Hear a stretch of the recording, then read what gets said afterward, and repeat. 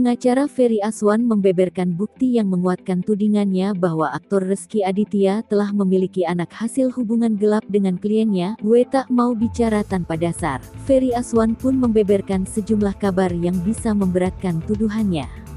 Ia mengatakan bahwa Rezky sempat mendampingi W bersalin yang dapat dibuktikan dengan foto-foto mereka. Ia mengatakan bahwa Rezky Aditya sempat menemani W ketika melahirkan anak perempuan mereka.